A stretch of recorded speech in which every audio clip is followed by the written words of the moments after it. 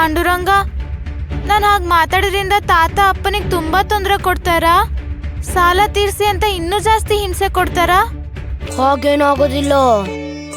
ಅವನು ನೋಡಿ ನಾವು ಭಯಪಡೋ ಅವಶ್ಯಕತೆ ಇಲ್ಲ. ಆ ರಾಕ್ಷಸ ತಾತನಿಗೆ ಸರಿಯಾದ ಪಾಠ ಕಲ್ಸೋಣ. ಪಾಂಡು, ನಿನ್ ಪಾಂಡುರಂಗನಿಂದ ನಿಂತ್ಕೊಂಡು ಯಾಕೆ ಮಾತಾಡ್ತಿದ್ಯಾ? ಮಾತಾಡಿದ್ದು ನೀನೆ ಅಂತ ನನಗ್ ಗೊತ್ತು. ಮೊದ್ಲು ನೀನ್ ಹೊರಗ್ ಬಾ. ಬಾ ಹೊರಗೆ. ಹುಡುಗಿ, ಈಗ ನೀನ್ ಕೂಡ ಮುದ್ಕಮ್ಮ ತರ ಕೋಪ ಮಾಡ್ಕೊಂತಿದ್ಯಾ. ಮುದ್ಕಮ್ಮ ಕೋಪ ಮಾಡ್ಕೊಂಡ್ರೆ ತುಂಬಾ ಚೆನ್ನಾಗಿರುತ್ತೆ. ನಿನಗ್ ಚೆನ್ನಾಗಿರಲ್ಲ. ನೀನಿಗ್ ಕಿರ್ಚಿದ್ರೆ ಮುದ್ದಾಗ್ ಕಾಣೋದಿಲ್ಲ. ನೀನ್ ಮಾತ್ರ ಅಲ್ಲ, ಯಾರ್ ಕಿರ್ಚಿದ್ರು ನೋಡಕ್ ಚೆನ್ನಾಗಿರಲ್ಲ. ನೀನ್ ನನ್ನ ಎದುರುಗಡೆ ನಿಂತ್ಕೊಂಡು ಯಾಕೆ ಮಾತಾಡಿಲ್ಲ? ಅದಕ್ಕೆ ಕೋಪ ಮಾಡ್ಕೊಂಡೆ. ನಿನ್ ಮನ್ಸಲ್ಲಿರೋದನ್ನ ಮೊದ್ಲು ನನಗೆ ಹೇಳ್ದೆ. ಆ ಕರಿಯಪ್ಪನಿಗೆ ಯಾಕೆ ಹೇಳ್ಕೊಂತಿದ್ಯಾ ಹುಡುಗಿ? ನಿನಗ್ ಸಲಹೆ ಕೊಡೋದ್ ನಾನು, ಆದ್ರೆ ಹೊಗಳಿಕೆ ಎಲ್ಲ ಈ ಕರಿಯಪ್ಪಂಗ. ನನ್ ಜೊತೆ ಜಗಳ ಆಡ್ಕೊಂಡಿರ್ತೀಯ ಅಥವಾ ನನ್ ಸಮಸ್ಯೆ ಕೇಳ್ತೀಯ? ಹೇಳು ಹೇಳು ಹೇಳು. ಮೊದ್ಲು ನೀನ್ ಈ ಕಡೆ ಬಾ. ಬಂದೆ.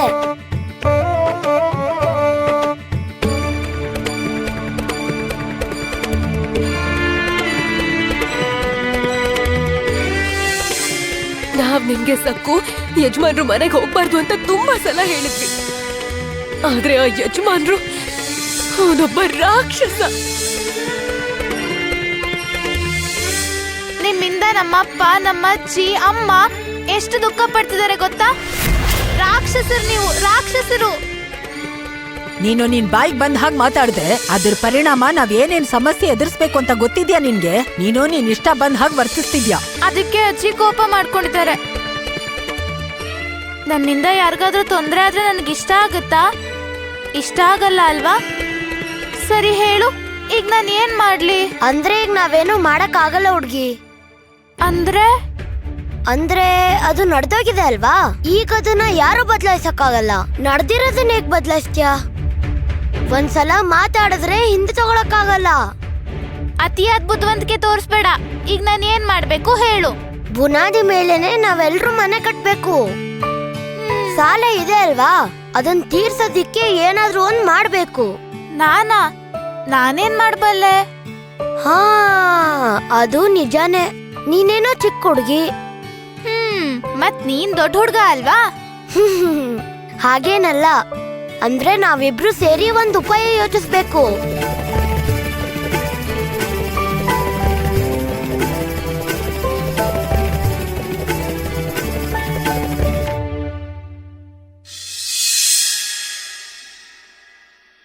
ಏನಾಗ್ತಾ ಇದೆ? ಈ ಶಿವಪ್ಪ ಯಾಕೆ ಹೀಗೆ ರೊಚ್ಚಿಗೆದ್ದಿದ್ದಾನೆ?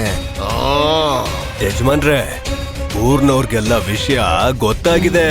ಆ ಶಿವಪ್ಪನ್ ಕುಟುಂಬ ನಿಮಗೆ ತಿರುಗ್ ಬಿದ್ದಿದೆ ಅಂತ ಎಲ್ರೂ ಇದನ್ನೇ ಮಾತಾಡ್ಕೋತಿದ್ದಾರೆ. ಬೆಂಕಿಗೆ ತುಪ್ಪ ಸುರಿಯೋಕ್ ಬಂದಿದೀಯಾ ಶಾಸ್ತ್ರಿ?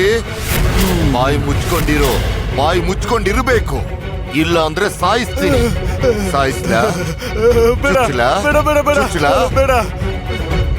ನನ್ ಮುಖ ನೋಡಿ ಎದುರು ಮಾತಾಡಿದಾರಲ್ವಾ, ಆ ಮುಖಕ್ಕೆ ಶಿಕ್ಷೆ ಆಗ್ಬೇಕು.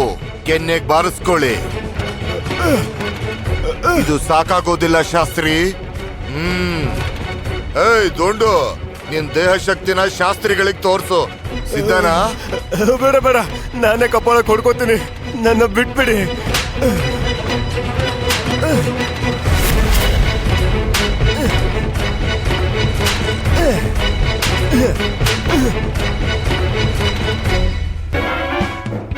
ಏನು ಅಂದ್ರೆ ನಾನ್ ಹೇಳೋದೇನು ಅಂದ್ರೆ, ಅದು ಶಿವಪ್ಪ ಮತ್ತೆ ಆ ಸಕ್ಕುಬಾಯಿ ಅವ್ರಿಬ್ರು ನಿಮ್ಮನ್ನ ಎದುರಿಸಿ ಮಾತಾಡಿದ್ರು. ಈ ವಿಷಯ ಊರಲ್ಲಿ ಎಲ್ರಿಗೂ ಗೊತ್ತಾಗಿದೆ.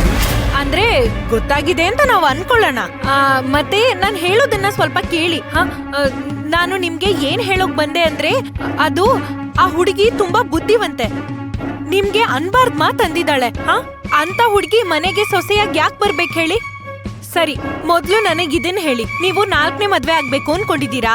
ಮುಖ್ಯವಾಗಿ ಈ ಕುಟುಂಬಕ್ಕೊಬ್ಬ ವಾರಸ್ದಾರ ಬೇಕು ಅಂತ ನೀವು ಮದ್ವೆ ಮಾಡ್ಕೋತಿದ್ದೀರಾ ಅಲ್ವಾ? ಸರಿ ತಾನೆ?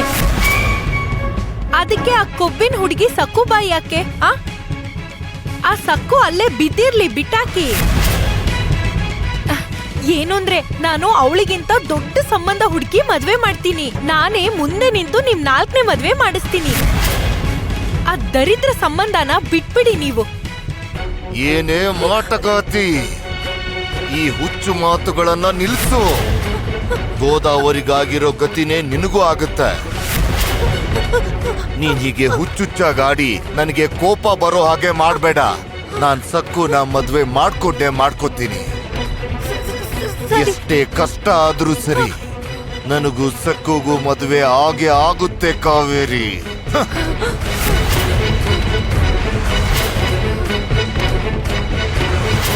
ಇವನು 4ನೇ ಮದ್ವೆ ಆಗ್ಲಿ ಅಂತ ಒಳ್ಳೆ ಮನ್ಸಿಂದ ಸಲಹೆ ಕೊಟ್ರೆ ನನ್ ಕುತ್ಕೆನೆ ಹಿಡ್ಕೋತಾನ. ಇದಕ್ಕೆ ಪ್ರತಿಕಾರ ತೀರಿಸ್ಕೋತೀನಿ. ಆ ಸಕ್ಕು ಜೊತೆ ನಿಮ್ ಮದ್ವೆ ಹೇಗ್ ನಡೆಯತ್ತೋ ನಾನು ನೋಡ್ತೀನಿ. ಈ ಮದ್ವೆ ಖಂಡಿತ ಆಗಲ್ಲ.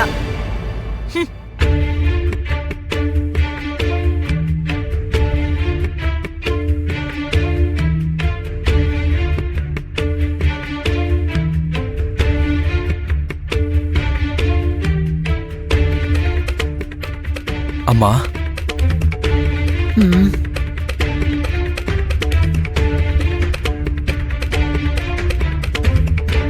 ಶಿವಪ್ಪ, ಉಮಾ, ನಿಮ್ಮಿಬ್ರ ಜೊತೆ ಒಂದ್ ಮುಖ್ಯವಾದ ವಿಷಯ ಮಾತಾಡ್ಬೇಕು. ಇವತ್ತಾಗಿರೋದ್ ನೋಡಿದ್ರೆ ಪರಿಸ್ಥಿತಿ ಕೈ ಮೀರೋಗಿದೆ ಅಂತ ಸ್ಪಷ್ಟವಾಗಿ ಅರ್ಥ ಆಯ್ತು. ನಮ್ಮ ಆವೇಶ ಉದ್ರೇಕನ ಸ್ವಲ್ಪ ಪಕ್ಕಕ್ಕಿಟ್ಟು ಏನಾದ್ರೂ ಒಂದ್ ಮಾಡ್ಲೇಬೇಕು. ಹೌದಮ್ಮ, ಈ ಸಾಲ ತೀರೋವರೆಗೂ ನಾವು ಅದ್ರ ಬಗ್ಗೆನೇ ಆಲೋಚನೆ ಮಾಡ್ತಾ ಇರಬೇಕು. ಆದ್ರೆ ಒಂದ್ ಮಾತ್ರ ನಿಜ, ನಾವ್ ಅನ್ಕೊಂಡಿರೋದನ್ನ ಸಾಧಿಸ್ತೀವಿ. ನಾವು ಸಾಲ ತೀರ್ಸೋದಂತೂ ಖಂಡಿತ. ನಿಂಗ್ ಅರ್ಥ ಆಗ್ತಿಲ್ಲ ಶಿವಪ್ಪ. ನೀನ್ ಹೇಳು ಉಮಾ, ನಾವು ಉಪ್ಪಿನಕಾಯಿ ಮಾರಿ ಕಂಬ್ಳಿಗಳನ್ನ ಮಾರಿ ಶಿವಪ್ಪ ಅಲ್ಲಿ ಇಲ್ಲಿ ಕೂಲಿ ಮಾಡಿದ್ರೆ ನಮ್ ಸಾಲ ತೀರುತ್ತಾ? ನಮ್ ಪರಿಸ್ಥಿತಿ ಸರಿ ಹೋಗತ್ತಾ?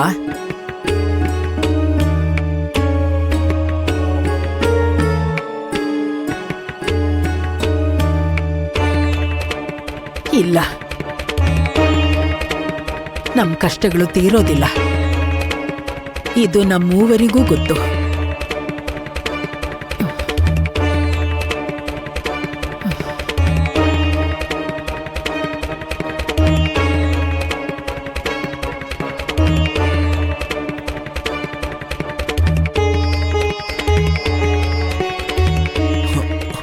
ಅಮ್ಮ, ನಿನ್ ಮನ್ಸಲ್ಲಿ ಏನಿದೆ ಅನ್ನೋದನ್ನ ಹೇಳು. ಈ ಪರಿಸ್ಥಿತಿ ಸರಿ ಹೋಗ್ಬೇಕು ಅಂದ್ರೆ ಒಂದೇ ಒಂದು ದಾರಿ ಇರೋದು. ನಾನೇ ನಿರ್ಧಾರ ತಗೊಳ್ದೆ ಬೇರೆ ದಾರಿ ಇಲ್ಲ.